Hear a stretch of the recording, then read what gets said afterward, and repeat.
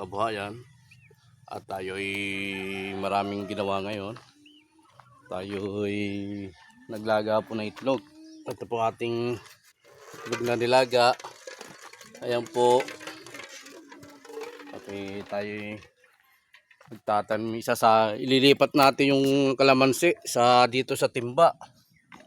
Ito po yung timba na ating bubutasan dahil walang butas po ito. Bubutasan nun natin ito para makadaan po yung tubig. Ayan.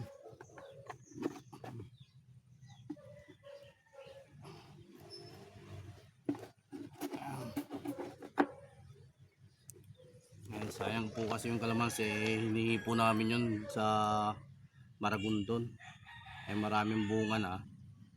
Dapat mailipat na po namin ng ano yun.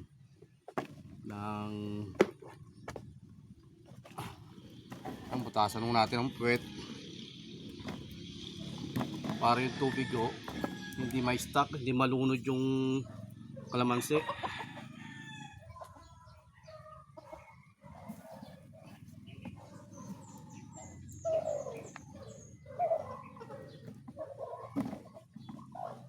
Nabutasan na natin yung isa. Gagawa pa rin tayo ng lagay ng ating tanim na sili para hindi mababad sa tubig. At lalagyan natin, bubutasan ulit natin itong lagay na to. Diyan natin lalagay yung kalamansi, yung una natin binutasan, doon natin lalagay yung sili. Hoy! Sige.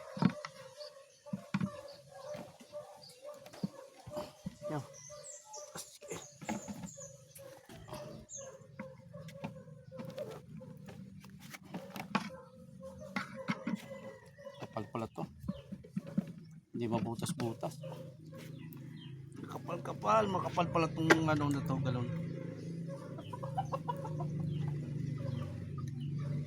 Ay, nako. Hindi mabutas. Ating initin pa maigi para mabutas po siya.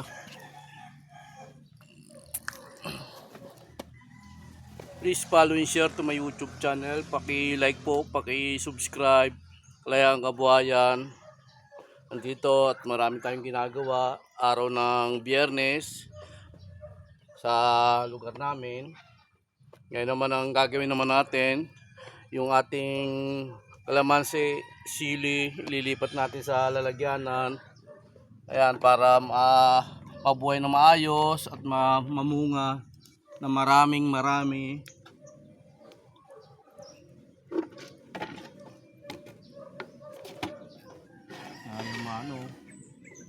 Sige, harap muna tayo ng matigas-tigas na babaluktot kasi ito eh. Yung ating itlog na nilaga.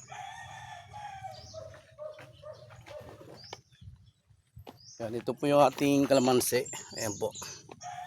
May mga bunga po yan Kaya ilalagay natin sa magandang lalagyanan para magtuloy-tuloy po yung bunga ng kalamansi na ito lumaki. Ang daming bulaklak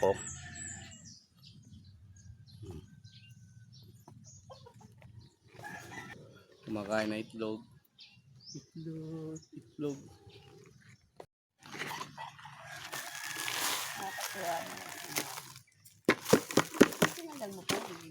Para itong inahalo raw ito, buhangin. Sabi, inahalo raw yung buhangin dito sa lupa. Nagugas naman ako para hindi raw mababad yung dagdagan pa natin ng buhangin.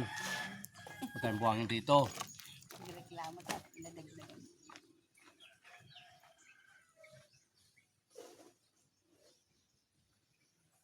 Tama, sobrahan naman sa buhangin.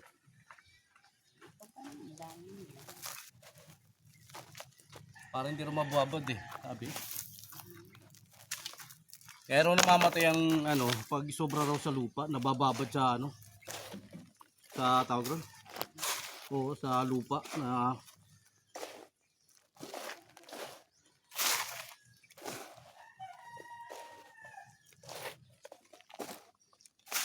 tingnan natin kung pwede yung lupa, lalagyan mo ng buhangin. Kulang pa, no?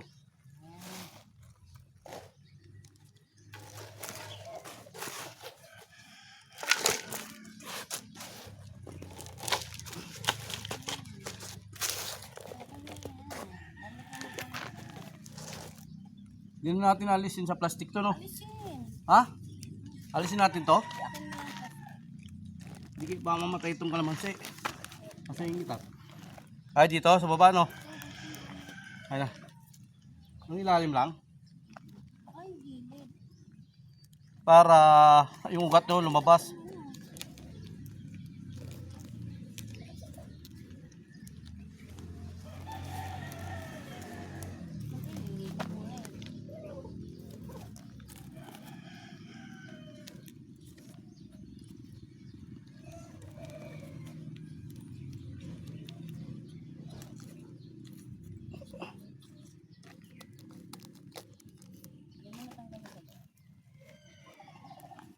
Yan. Plastic.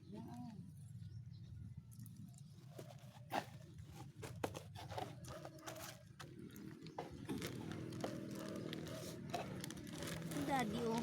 Hindi ito nga, ginagupit ko na eh. Oo. Ano ba ano? Hindi, awan ko. Yan.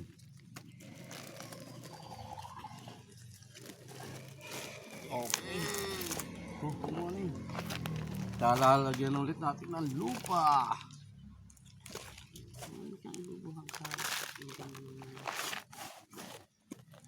Yung sili, ganito rin gagawin natin. Dahil sayang yung sili na yun. Pag oras na mamunga, ang mahal na sili. Kamangang yun. May. Namunga ka. Mabuhay ka ng maayos.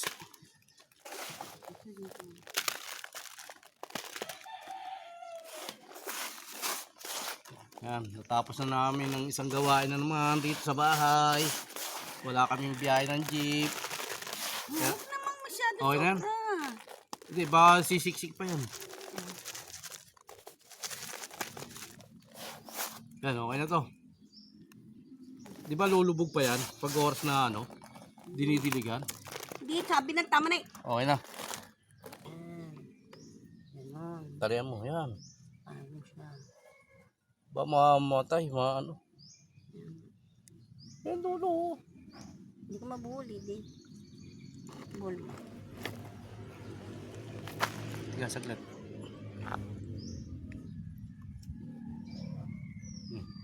Mamatay. Yan. Ba't naman mamamatay? Bubuhol lang naman. Yan. Oh, hindi na siya naka...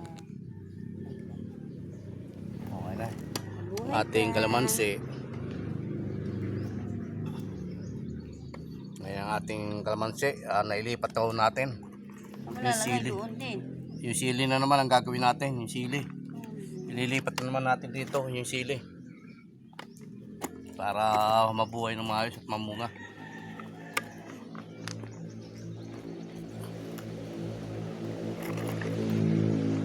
Ano din ilagay para hindi siya.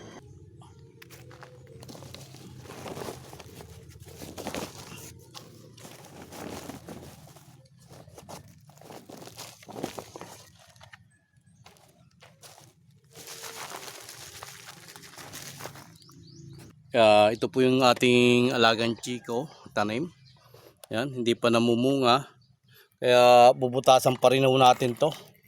Para bang kasing hindi na hindi nakakahinga. Bubutasan pa rin natin ito ng mga ilang butas.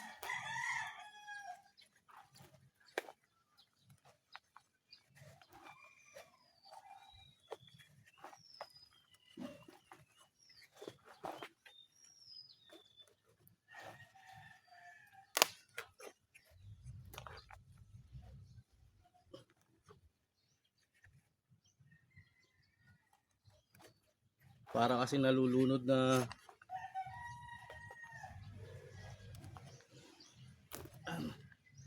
kulang pa siguro.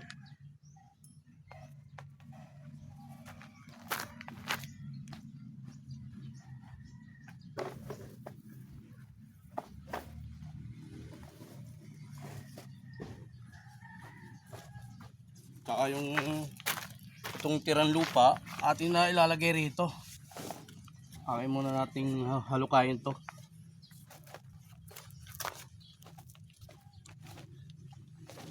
Halukayin muna natin ang lupa. Ito.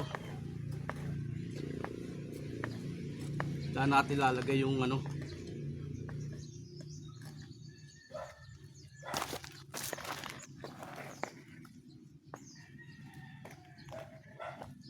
Ano. May tak rito. Saan natin gamitin ng tak.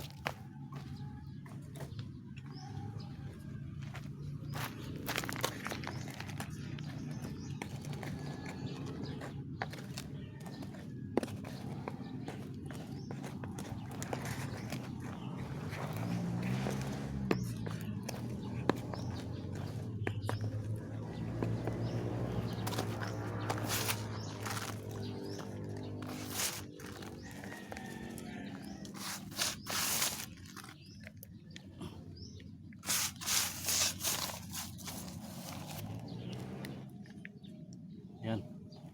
Para mamunga tong chigo na to. Pero sa butas siguro tama na to eh. Dagdagan pa natin.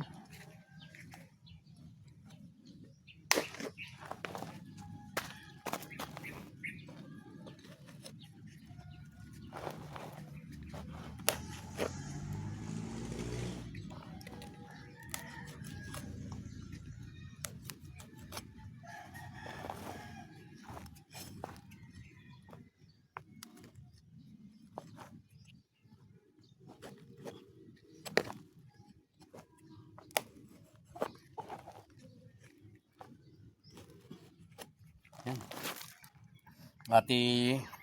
Ibalik na natin sa ating pinagkuhanan itong chigo na to.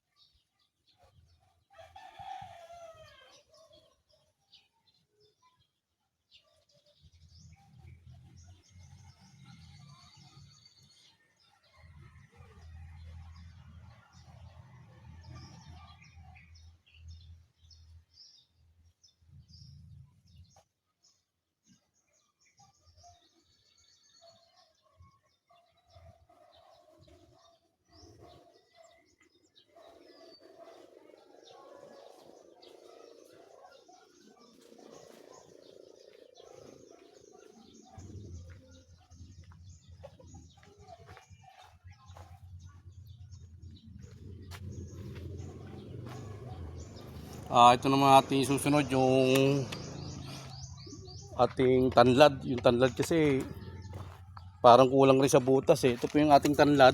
Yan. Parang namamatay rin po siya sa init. Pero nadidiligan ko naman. Tanggalan lang natin muna ng mga ibang damo. Gupitin natin yung mga tuyong damo. Ito yung dahon ng tanlad. Para mabawasan yung katuyuan ng ano niya, dahon ng tanlad.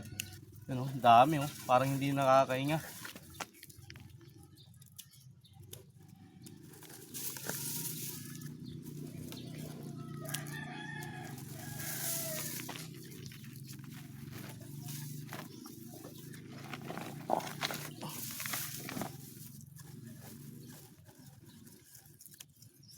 Tapos na naman tayo sa ating gawain bahay na natulungan natin si Mrs. na hindi na si Mrs. ang gumawa. Tayo na. Dahil wala naman tayo biyahe ngayon.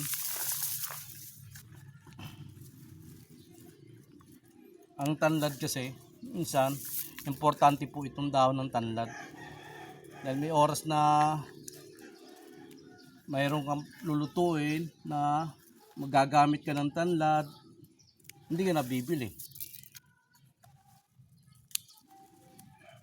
Hindi ka na bibili dahil meron kang tanim. Dahil kung wala kang tanim, pag kailangan mo ng tanlad, bibili ka pa sa palengke.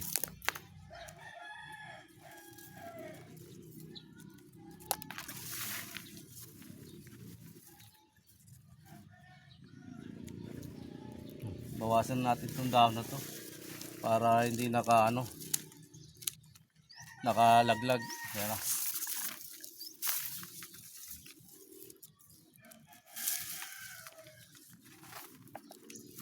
At bubutasan pa rin natin to para parang kulang ng butas eh, lilito. Butasan ulit natin. Dali natin muna ito. Lapit natin dito sa ating butasan. Ayan po.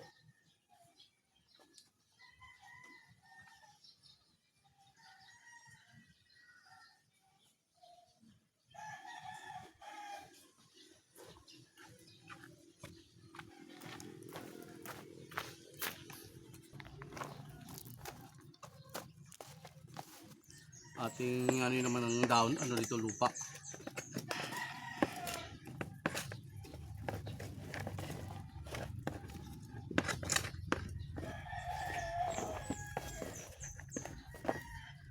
Lagyan natin ng buhangin ha, konti. Kuha tayo ng buhangin.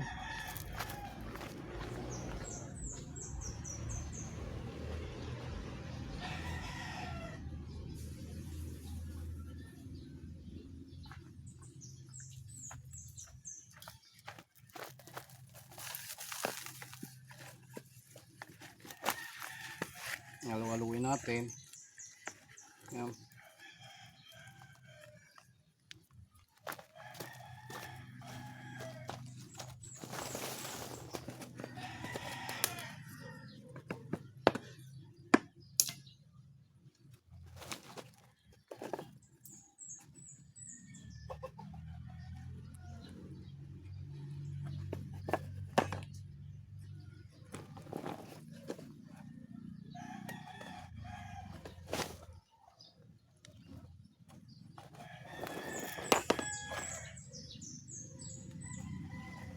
Baka nalulunod kasi sa tubig o kulang sa dilig pa ng ano.